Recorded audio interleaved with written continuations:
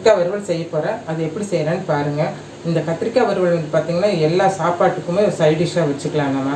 இது வந்து பார்த்திங்கன்னா சாம்பார் சாதம், ரச சாதம், தயிர் சாப்பாடு, இப்படி எல்லா வித சாப்பாட்டுக்குமே இது ஒரு சைட் டிஷ்ஷாக வச்சுக்கலாம். ப்ளைன் ரைஸில் கூட நம்ம போட்டு இது சாப்பிட்டா ரொம்ப நல்லாயிருக்கும். பசஞ்சு சாப்பிட்டா ரொம்ப நல்லாயிருக்கும். இதுக்கு என்னென்ன இன்க்ரீடியன்ஸ் வேணும்னு நான் சொல்கிறேன் பாருங்கள்.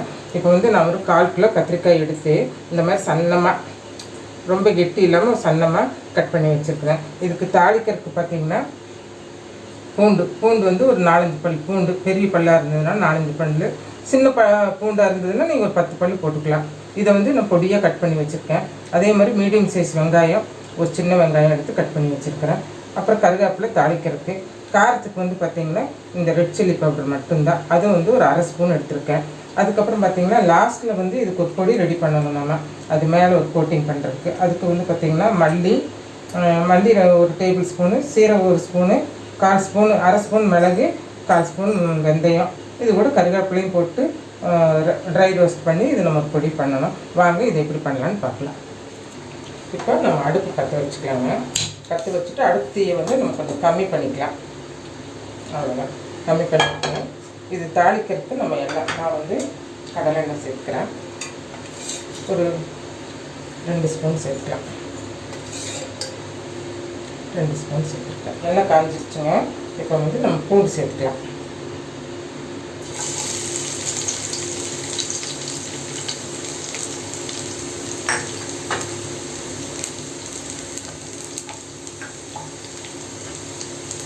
பூண்டு ஒரு 10 செகண்டு நல்லா வெந்ததும் நம்ம கூட வெங்காயம் சேர்த்துக்கலாம். வந்து பூண்டு பிடிக்காதவங்க பூண்டு கூட அவாய்ட் பண்ணிக்கலாம். வந்து கொஞ்சம் நல்லா வந்துடுச்சு. அதே மாதிரி வெங்காயம் வந்து கலர் சேஞ்ச் ஆகிடுச்சு. இப்போ இந்த டைமில் வந்து நம்ம கட் பண்ணி வச்சுருக்கோம் இல்லையா அந்த கத்திரிக்காய், இது நம்ம சேர்த்துக்கலாம்.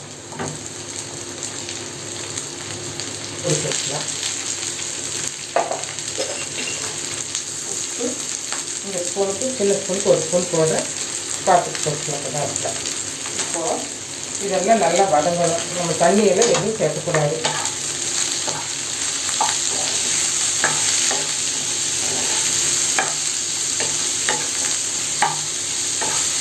கொஞ்சம் ஒரு 10-20 செகண்ட் வதங்கினதுக்கப்புறம் நம்ம இது காரத்துக்கு இந்த ரெட் சில்லி பவுடர் சேர்த்துட்டு நல்லா கலந்து வச்சுட்டு ஒரு 5 நிமிஷம் மூடி போட்டு வதக்கறத்து வச்சிடலாம். இடையில மீடியம் ஃப்ளேமில் வச்சு இது நல்லா வதங்கட்டும் ஒரு 5 நிமிஷம். அதுக்குள்ளே நம்ம வந்து இதுக்கு ஒரு பொடி ரெடி பண்ணணும். அந்த பொடி நம்ம இப்போ ட்ரை ரோஸ்ட் பண்ணி பவுடர் பண்ணி வச்சுக்கலாம். அது வரைக்கும் இது வேகட்டும். இப்போ நம்ம மூடி போட்டு வேக வச்சுக்கலாம். வேகட்டும், மூடி போட்டோம்.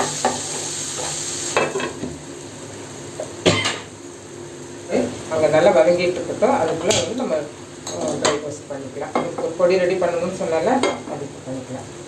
இப்போ இதில் பார்த்தீங்கன்னா 1 டேபிள் ஸ்பூன் மல்லி, இது கூடவே வந்து சீரகம், மிளகு, 1/4 ஸ்பூன் வெந்தயம். இதை வந்து நம்ம நல்லா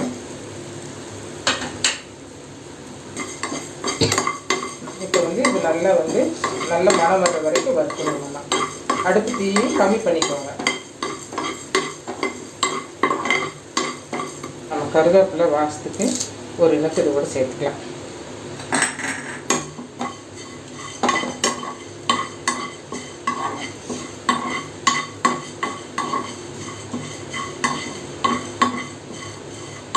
நல்லா ஒரு வாசம் வரும். அப்போ நம்ம எடுத்துக்கலாம்.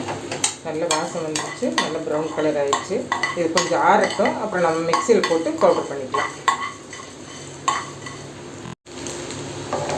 பாருங்கள், இந்த கத்திரிக்காய் வந்து வேகிறதுக்கு நல்ல எண்ணெயில் வதங்கிறதுக்கு 15 நிமிஷம் ஆச்சு எனக்கு. இதே மாதிரி லேசாக கட் பண்ண இன்னும் சீக்கிரமாக வெந்துடும். இப்போ வந்து நம்ம பொடி பண்ணி வச்சுருக்கோம் இல்லைங்களா, பொடி ரொம்ப வாசமாக இருக்குது. இந்த பொடி வந்து நம்ம இது கூட ஆட் பண்ணிக்கலாம். இதில் கொத்தமல்லி, சீரகம், மிளகு எல்லாம் இருக்கிறதுனால ரொம்ப வாசமாகவும் டேஸ்ட்டாகவும் இருக்கும். இப்போ இந்த டைம் நீங்கள் உப்பெல்லாம் பார்த்துக்கோங்க. இந்த பொடி சேர்த்துறதுக்கு முன்னால் உப்பு கரெக்டாக இருக்கான்னு பார்த்துக்கோங்க. எனக்கு உப்பு கரெக்டாக இருக்குது. அவ்வளோதாங்க இந்த வறுவல். இதை கொஞ்சம் கையில் வச்சுட்டு ஒரு 1 நிமிஷம் நல்லா வதக்கி விடலாம்.